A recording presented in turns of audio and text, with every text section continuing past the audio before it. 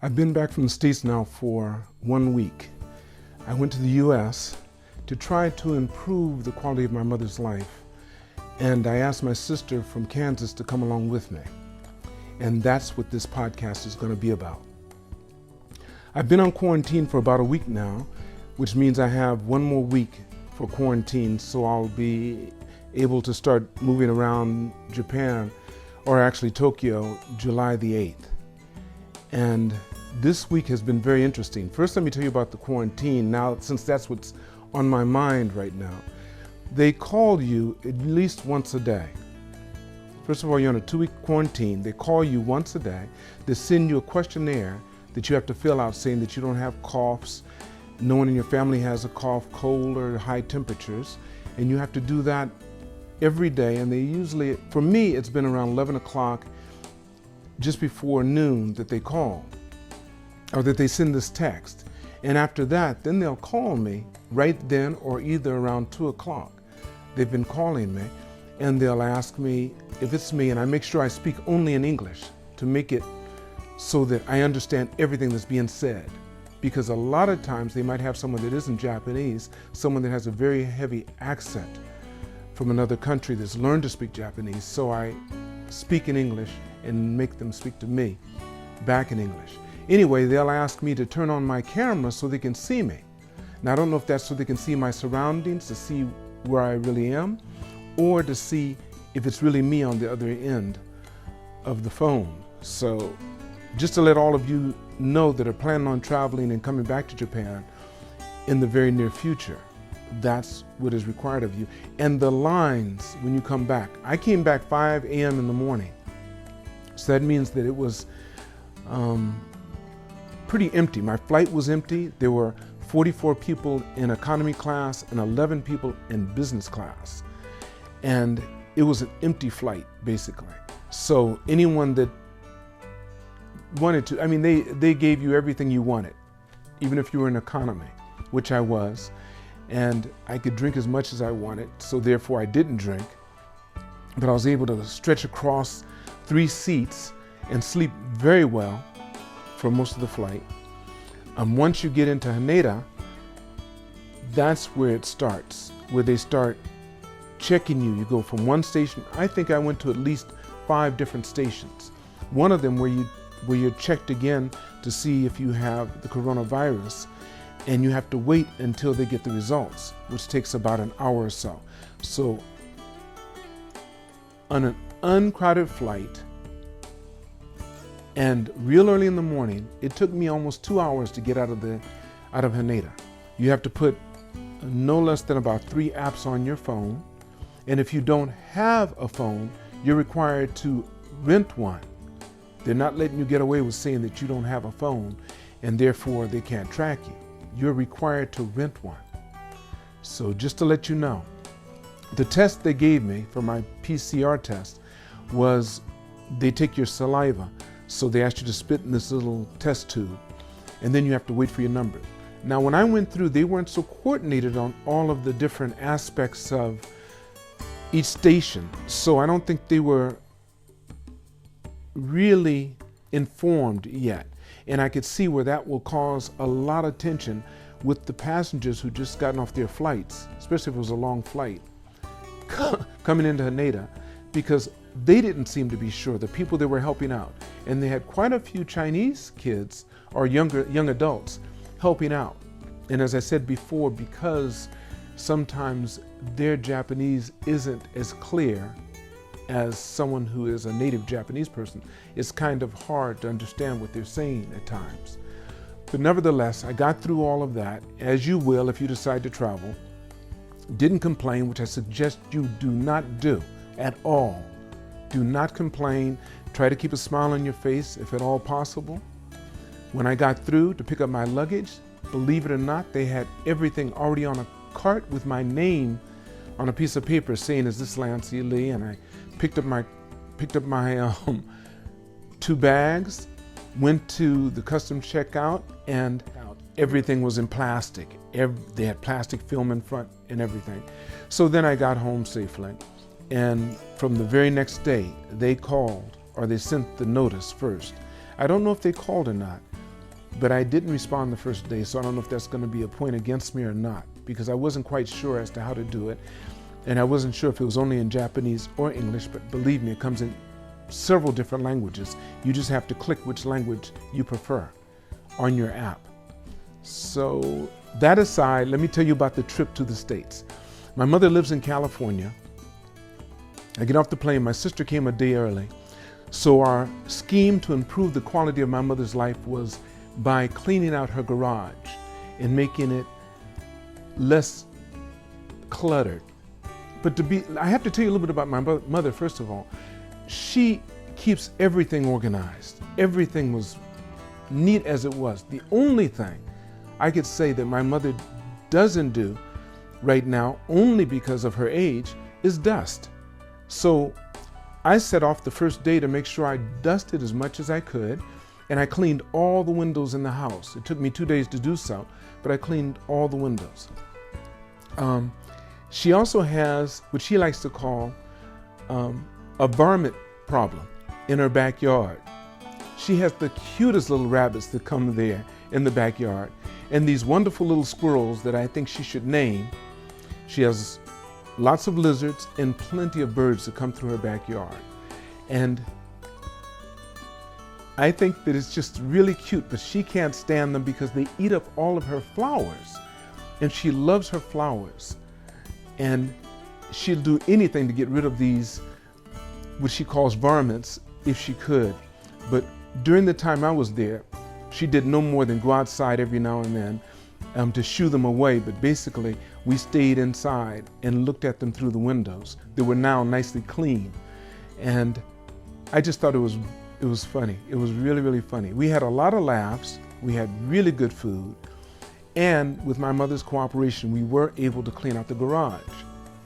The first day I get there, I'm anxious to do something. And I had found out that my sister had already started organizing a lot of the things that were to be thrown away in the garage into piles. So she had that all set up. And I'd said, since she'd done that, let me start working on, which I promised my mother I'd do if possible, getting her toilets. They were a little bit higher. Because of her age, she said that the toilets are so low that it's hard for her to get up, even with support. So she wanted to have them a little bit higher. So the next day we went to, it's called Home Depot. And we looked at the toilets and we found one that was the highest. I think it's 16.5 inches high, the highest they have. And after I installed it, which was a very easy installation, particularly if you have YouTube, she found that it still wasn't high enough and she wanted to continue to use her boosters. And I only installed one toilet, which I wasn't upset about. I didn't want to do the rest if they weren't going to work out right, but I was willing to. So the second day, Valerie and I decided to start working on cleaning out my mother's garage, which we did. And we put a few things in order, found some things that she wasn't too interested in. But it's interesting, when you start throwing away things, you always find a reason to want to keep them.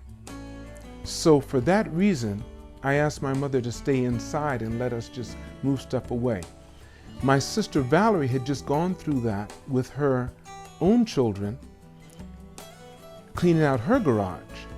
And she told me how happy she was that her daughter came in, orchestrated everything along with her brother, and cleaned out the garage. And a lot of things that my sister wanted to keep were things for her kids that they no longer wanted. So it was very interesting, and I took the cue from my sister as to how we should go about doing this. And my sister played a fantastic role in making sure all this got done. Without my sister Valerie, I don't know that it would have happened at all, because lo and behold, my mother all of a sudden started to want to keep a lot of the things that I was determined to throw away. Valerie hid a lot of the things, even out of my sight, so that after things were put away, they were there. To my mother's surprise and my surprise, which left my mother very happy. And I guess after the second day of things being thrown away, my mother started to come around, and she really enjoyed everything that took place, particularly us going to the casinos. They have a casino. I'm not sure who it's owned by, but it's about 15 minutes away from my mother's home. My mother and her 95-year-old sister, who lives not too far away from my mother, love to play the slots. Now, along with my 95-year-old aunt, my Aunt Barbara, Uncle June, who she's married to, and he's also 95, also went with us to go to play the slots. Now, I stayed close to Uncle June, and my mother and Aunt Barbara didn't go far, but they went to the other slot machines to play. And everybody had a really good time. My first day, I hit, and I think I won $300 the first day I went. Now, we went another 2 times without my Aunt Barbara and Uncle June, with just my sister and my mother. And I went twice with my mother, her sister, my Aunt Barbara, and Uncle June, who, by the way, happens to be Native American Indian. And they've been married, longer than I've been in Japan. So well into 50, maybe even 60, I would say possibly 60 years they've been married, happily married. They have 2 kids too, and Robin and Lydia, who have families of their own. But I believe that my Aunt Barbara raised her kids the way that my mother raised us, and that was basically to be fiercely independent. So none of us live close by our mothers. The closest would be Valerie, and she lives in Kansas. Then my sister Linda, who lives in New Jersey, and my brother Chuku, who lives in Brooklyn. But I believe Robin and Lydia also live outside. I know they live outside California, but I'm not sure exactly where. Anyway, forgive me. I'm talking to Robin and Lydia for not knowing exactly where you live. However, that was one thing. And on the 3rd day, since I couldn't do it when I first landed in Los Angeles, I went to my father's grave. I always visit him, usually right after I land. But unfortunately, the time I landed, the cemetery that he's in was closed, so I had to wait. And I waited for 2 days before I went to go visit my father and clean his grave site. I always clean his and my Uncle Walter, who's below him. I take some water and my wife's instructions, and make sure that I wash down the stone that's over his grave, the plate, and I do my Uncle Walter's as well. And then, as most people do when they go to their graves, they speak to their loved ones. And my father and I had a very good conversation with him, bringing him up to date. Let me see, what else can I tell you about the trip? As I said, there was good food. My mother made sure that I ate well while I was there. She has these huge smoked turkey legs that are to die for. They're delicious. Then she has this ice cream that's really good. Some bread that she pulled out that was excellent. She made Skittles, which is prepackaged, and it's like potatoes and some other vegetables mixed together for breakfast, and then she scrambles an egg along with them and makes me Canadian ham and made me regular bacon, and it was just delicious. It was a good trip. Valerie and I have a binge for liking to have our alcohol. So my sister's favorite, or one of her favorites, I would say, is called Red Breast. It's a whiskey. I believe it's an Irish whiskey. And we found a place that had it. And I think we finished that bottle that night. And that was one of the nights I stayed in my mother's home. Because actually I stayed in a hotel not far from there only because I had business to take care of and I didn't want to disturb them while I was getting up at different times in the morning while they might still be sleeping. But I did spend 2 nights of the 12 days that I was there at my mother's place. As I said, cleaning out the garage was one thing we did, and my mother could not stop praising our efforts to improve the quality of her life. And this is something that we're going to continue to do well into her triple digits, I'm sure. My mother is the one that some of you may remember from some of the posts I put on Facebook. She's the one that came here on her 91st birthday to celebrate her 91st birthday with me and my family here in Japan. And the second day she was here, we went bowling.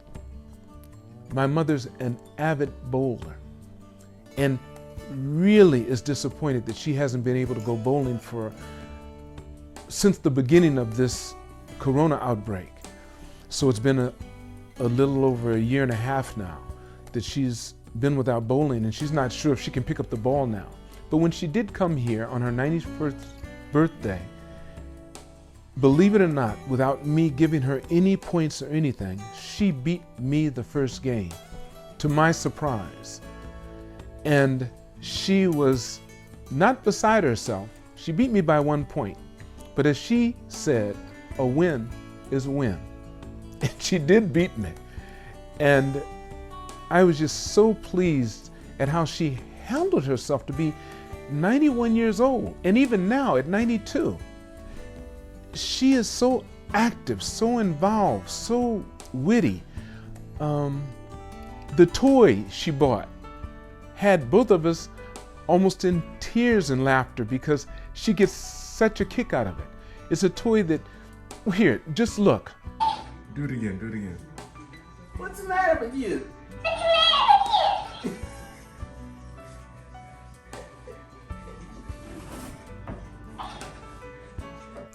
My mother is a riot.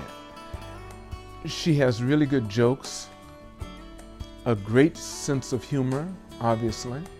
There was a rabbit that was hiding in the area where she has her jacuzzi, which is right outside her home. She built another area with a little housed area that has her jacuzzi in it. And this jacuzzi has steps that go up there and a little space between the steps and the jacuzzi. Well, my mother called me one day when we were out in the backyard and said, "Lance, there's a dead rabbit in here." So I went to go look, and there was a little rabbit with his head stuck behind the steps and all the rest of his body in clear sight. But this rabbit just knew, it was a little bunny, just knew that it was hiding. My mother never laughed so much. She was so surprised to see this little rabbit, its little ears twitching, thinking it was hidden out of sight. So of course we let it go. We didn't do anything with it. We moved away. But my mother, we talked about that several times during my trip, and I think that happened maybe the 3rd day of the trip. The squirrels in her backyard do reap havoc on her backyard, and particularly on her flowers that she loves so much. But they have a little system where one will get up high up in the trees that are next to her home and scout to make sure no one's in the backyard. And then the other ones will start to come out, and lo and behold, the rabbits start to come too. My mother just called me today, and she told me, to her amazement and to her delight, there hasn't been a squirrel or a rabbit in her backyard since she fortified the areas where she has screens up and keeping them from getting through the holes under the fence. She's fortified all that area since I've left, and she said she hasn't seen any squirrels or rabbits. The lizards still abound. There are little lizards that run around there, and of course, there's birds all over the place, which I think are beautiful. One of my cousins at her place, which isn't far from my mother's either, she has hummingbirds all over her place, and it's just really beautiful. That's my cousin Charlotte. I went over to her home And overlooking her pool in the backyard, there were these nice trees and these hummingbirds all over the place.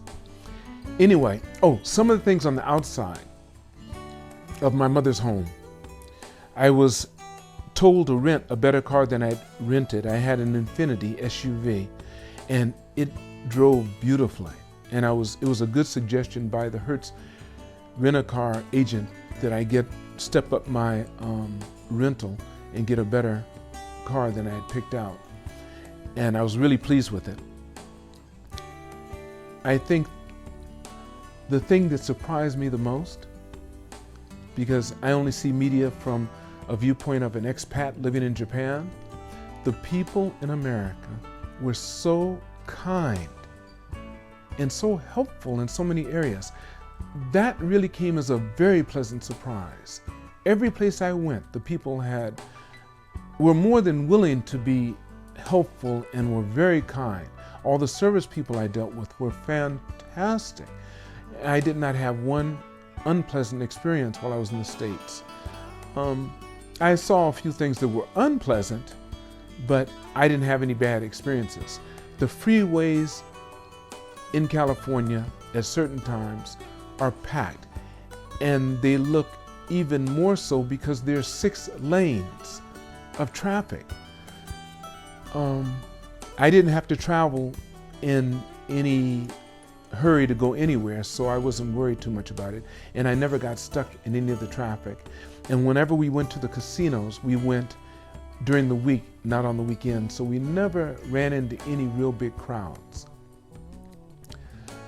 We went over a lot of the pictures that my mother had from other relatives that have passed, and we went through their pictures, seeing if we could identify any of them, and we had lots of laughs and a lot of in Japanese, we'd say shimijimi ni kangai, a lot of reflective memories about things in the past, and a lot of pleasant memories, and some surprises too. Just seeing my mother when she was really young, and when she was in boarding school, and when she'd come back to visit.